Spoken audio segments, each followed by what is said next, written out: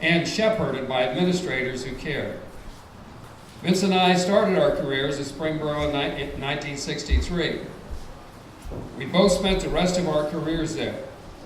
There were opportunities elsewhere, bigger paychecks, nicer facilities, but they were trumped by Springboro's sense of family and by special kids.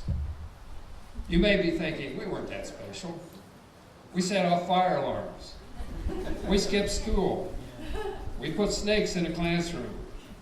We put salt in a teacher's coffee and poisoned her inside plants. We organized the infamous and illegal senior skip day. We found places to smoke. We had wild parties at Willard's Pond that nobody ever knew about. We even cheated every now and then. But you'd be missing the point.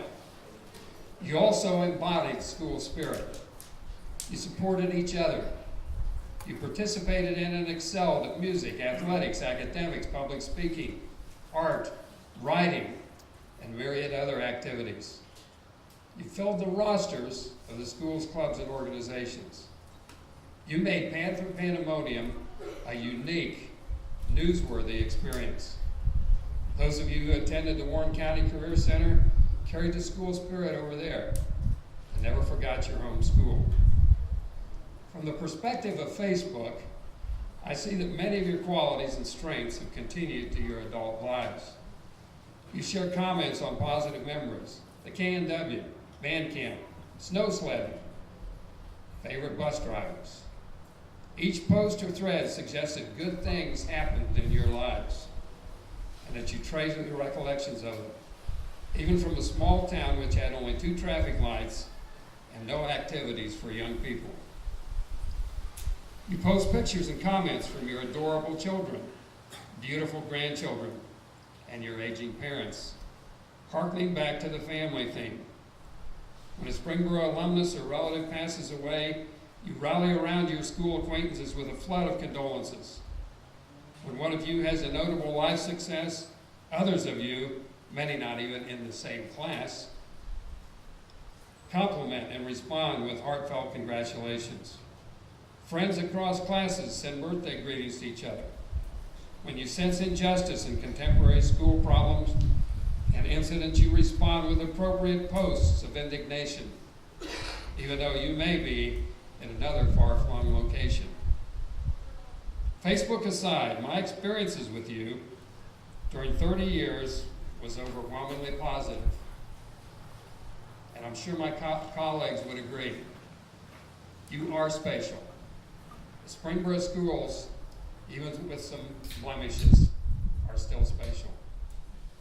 Critical to the Springboro legacy were the icons that I taught with. I'm sure everyone in here will recognize at least a name from this list. I hesitate to start a list because I know I'll forget somebody, but I'm going to anyway. Bonnie Samuels, Ryan Holderman, Dick Conde, Bob McNutt, Marilyn Scott, Lyle Griffith, David Leist, Hilda Watkins, Larry Heflin, Colonel Cole Gordon, Roger Belcher, Mike Bradstreet, Yolanda Grzinski, Ralph Mills, Sandy Ray, Tad Hall, Susan Rother, Larry Owery, Sherry Blackburn Malone, Molly Ray, Lynn Wurzelbacher, Kay Deckard, Bill Fox, Kathy Miracle, Donna Phillips, Vera Everett, Rick Krieger, Harry Crone, Larry Parker, Carl Gordon, Sarah Burns, Mina Miller, Carol Credit, Helen Gilpin, Lois Isaacs, Jane Black Gregg, and too many more to list. The aforementioned don't even contain an honor roll of the great coaches and advisors and many competent principals and superintendents. I remember with you the intrepid Velma Sweeney and the ebullient Liz Stanek, Team Doctor Doc Swope, Bernie Squad, the Athletic Boosters Club, Superintendent Ray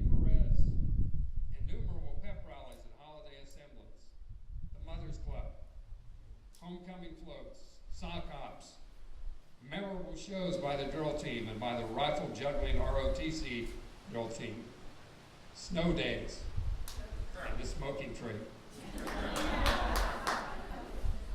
I'm certain that you suspected that other school districts were envious, not only of Springboro's continual success in public competition, but also in those areas related to citizenship and accomplishment, and endeavors which mark the Clear Creek schools as surpassing. Who could forget the 5-mile caravan of cars filled with fans who escorted the boys' basketball team back to town after the state finals loss in 1965? Or the unending queue of cars escorting the hearse of Bob Mockabee to the cemetery after a horrific tragedy 5 months later. I relish the memory of the largest crowd ever to watch a girls' basketball game in Ohio, in the St. John Arena, in the 1978 girls' basketball tournament game. We're speaking now of the community, your families, the people who refused to leave their seats at half times of football games until the Springboro band had performed. The ones who supported girls' athletics even before Title IX became law in 1975. The ones who championed soccer before many area schools even had teams. The ones who formed the Academic Boosters Club. The ones who donated wood, skids, combustible items, and pickup trucks to 30-foot high homecoming bonfires. The ones who passed school levies when the need was most critical.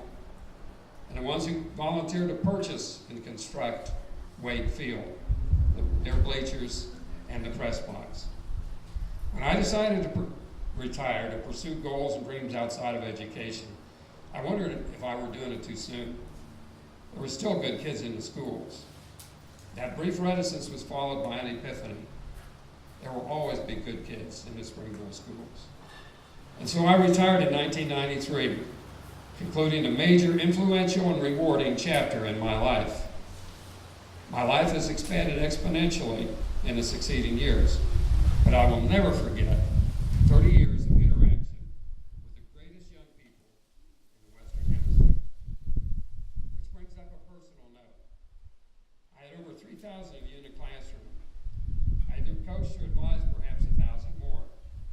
While I was athletic director, I supervised another 3,000. My point is that some items tend to be forgotten by an aging mind. Forgetting a name is unforgivable, but that'll happen to me often today, even with name tags. It's difficult to remember a young face when that is now embellished with wrinkles, a few extra pounds, gray hair, or no hair. I apologize for that if it happens to you today, for know that you are still indelible in my collective memory, and I hope that I am in yours.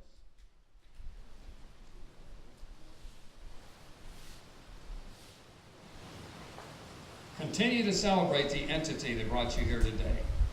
Continue to love and respect each other. Keep the music in your hearts. Keep the memories alive. Wherever you live today, however much your lives have changed, you will forever be joined by a commonality. You are all products of Springboro, Ohio. More so, you are each the heart of the Panthers.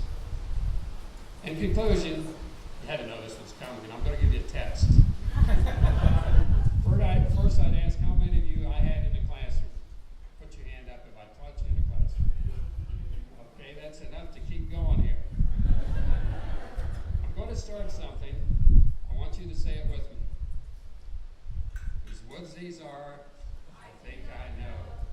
This house is in the village, though. You will not see me stopping here. Watch his woods fill up with stuff. My little horse was thinking queer. Stopped without a farmhouse near. Between the woods and frozen lake, the darkest evening of the year.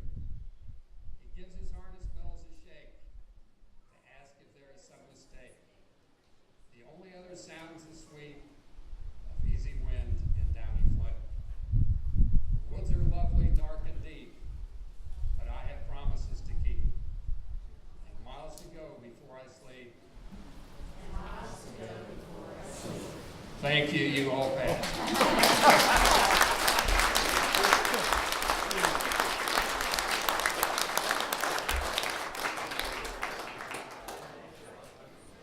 continue to enjoy today.